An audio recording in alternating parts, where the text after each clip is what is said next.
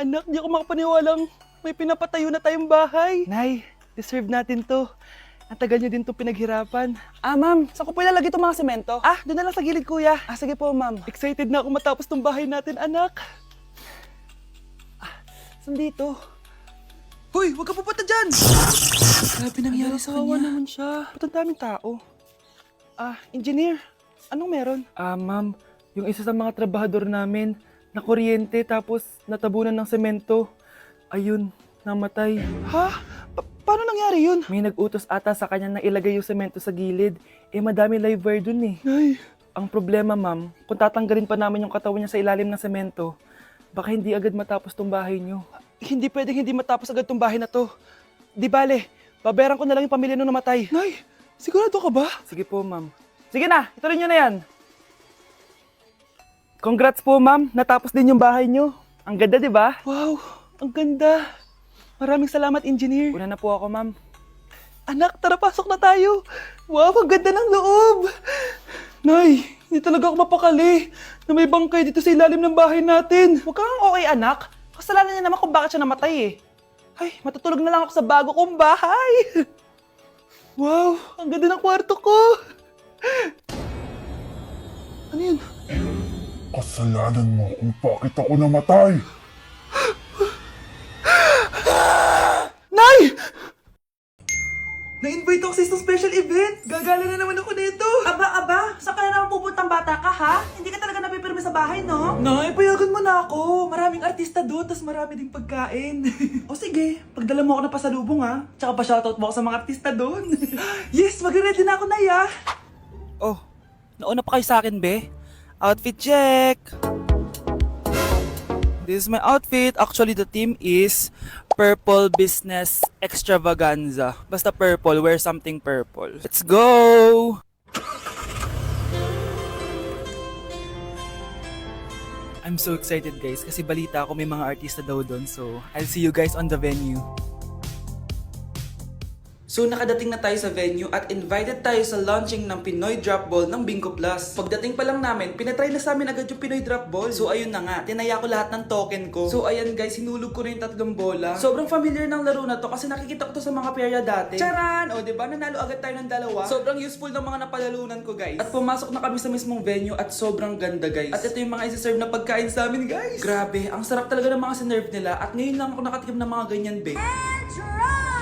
So ayun, nilaunch na nga yung Pinoy Drop Ball ng Bingo Plus kasama si May Mendoza na napakaganda. After ng big reveal, binigyan kami ng performance ng alamat. Grabe, sobrang galing nila. At eto pa be, kumanta ng napakalapit sa amin si Miss Julie Ann San Jose. Grabe, mukha siyang anghel guys. Sobra talaga kami nag-enjoy dito guys dahil ang dami naming na-meet na tao. At isa pa dito, sobrang saya ng mga activities nila. Paglabas nga namin, inabutan na kami ng ulan pero okay lang kasi nag-enjoy naman kami. So yun lang, thank you guys. Hi classmates! Namiss niyo ba ako? Oh, anong meron? Mag-review ka na rin, be. May long quiz daw. Excuse me? Hindi ko kailangan mag-review. Stock knowledge lang. Wow, stock knowledge. Spell mo nga. Watch and learn. Okay, class! Ready na ba kayo sa long quiz? Sana madali lang. Bago tayo magsimula sa exam, isa lang ang rule ko. Bawal mangopya. Are we clear? Opo, Yes ma'am. po. Okay. Okay, let's start. Get 1 whole sheet of paper. Ma'am, 1 whole po ba? Minus 10 ka na agad. Okay, class. Time's up. Pass your papers. Sana pumasa ako. Nakakalito yung bandang huli. Ano kaya magiging score ko nito? Ikaw, Scarlett. Ako? Feel ko nga bagsak ako eh. Okay, class. Mag-a-announce na ako ng scores, okay? Hello, yun na. Cheska, 12/20. Munti ka lang bumagsak. Miguel, 14/20. Pwede na. At Scarlett, perfect! Wow, paano nagawa ni Scarlett yun? Grabe namang stock knowledge siya. Ma'am, may kodigo siya sa kuko niyo. Oh. Ha? Totoo ba? Scarlett, patingin ang kuko mo. Kaya pala perfect ka? Dapat bagsak na yan eh. Ang daya. Aba, bakit ako babagsak? Ang number 1 rule lang naman ni ma'am ay bawal mangopya. May sinabi pa siyang bawal maglagay ng sagot sa kuko. Meron ba? Ba't parang kasalanan ko? May point si Scarlett. Pointless. Next time, kilalanin yung mga binabangga nyo ha. Ganda nito. Sana maging successful yung pagbebenta ko ng damit noon ha. Mahal, ang dami nating ibebenta mamaya. Manifest natin na makabenta kayo, Nay, para makaahon na tayo sa kahirapan. Hindi ako makapaniwalang nabili ko na yung pangarap kong tig 200,000 na relo. Wow, ang ganda niyan, Tay. Anak, tignan mo itong binili sa akin ng tatay mo. Diba ang ganda? Hala, di ba mahal yan, Nay? Mas mahal pa to sa bahay ng kapitbahay natin, no? Magbebenta ulit kami mamaya para mas marami tayong pera. Anak, binilang kita ng kotse. Gamitin mo to pag pupunta ka ng school, ha? Ha? Tay, di ko naman po kailangan ng kotse. Kaya ko naman po mag-commute. Gumastos pa tuloy kayo. Dami mo naman sinasabi, anak. Sige na, puntahan mo na sa labas. Wow! May sarili na akong sasakyan. Wow, ang ganda naman ng bagong kotse mo, Scarlett. Ay, salamat po. Hindi ka ba nagtataka, Scarlett, kung bakit ang bilis niyong yumaman? Galing yun sa pagbebenta ng damit nila nanay. Ang dami na nga nilang mamahaling gamit ngayon eh. Sure ka ba? Na damit lang ang tinitinda nila? Nay, bumabagabag talaga sa isip ko kung bakit ang bilis nating yumaman. Ano ba talaga binibenta niyo ni tatay? Ano ka ba, anak? Malaki talagang kita sa pagbebenta ng damit. Pero, Nay, wala nang pero-pero. Hindi ka ba masaya, anak? Na mayaman na tayo? Na nabibili natin lahat ng gusto natin? Sige na, mag-aayos pa ako ng benta ko. Mahal, nakauwi ka na ba?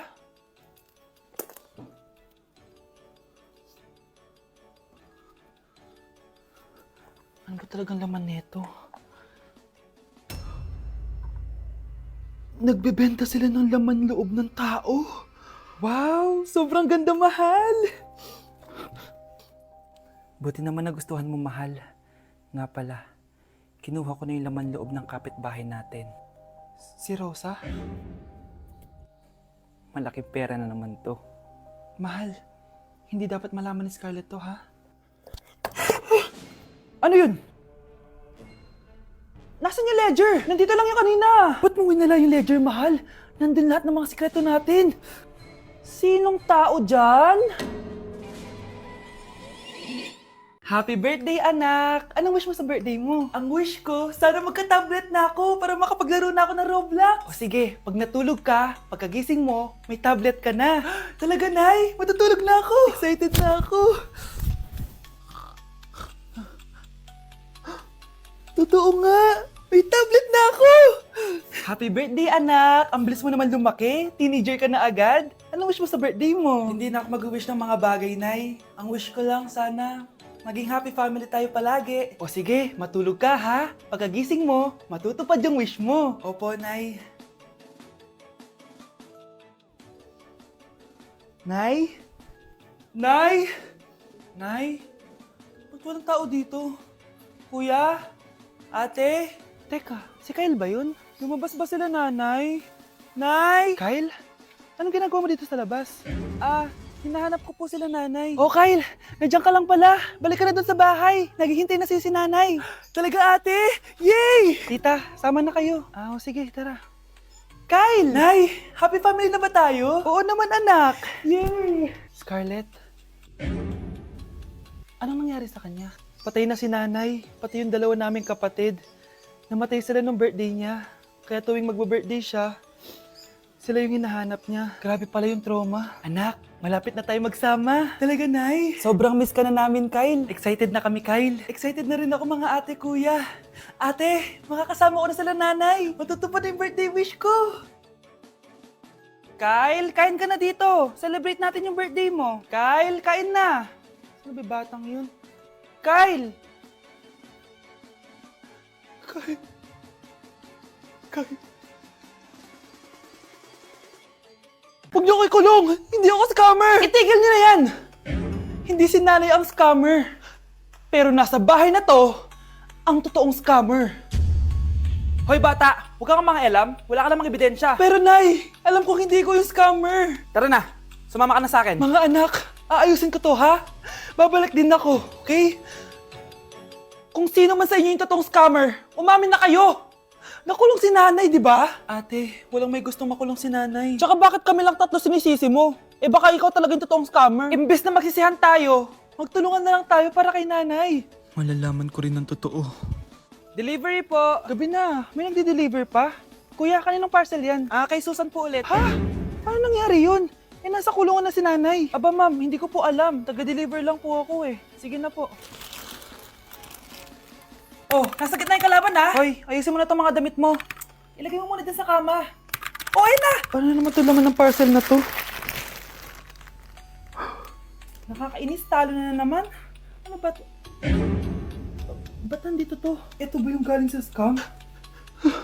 Sabi ko na nga ba, ikaw yung scammer! Ate, hindi ako yung scammer. May parcel na dumating at nakapangalan kay nanay. Di ba pang computer to? Eh, ikaw lang naman mahilig mag-computer dito eh. Ano na namang scam ang ginawa mo? Pasalamat ka, minor de edad ka pa. Bawal ka pa makulong. Pasensya na sa ginawa ng anak ko. Pagsasabihan ko to. Basta wag na uulitin ha. Ako na magbibigay sa mga may-ari neto. Sige na. Ang galing mo talaga. O ito, sino to cellphone? Akin tong pera. Mas kailangan ko to. Galingan mo pang mang-scam para mas marami tayong makuha. Bahala sa'yo. Makakaasa ka. Gagalingan ko pa.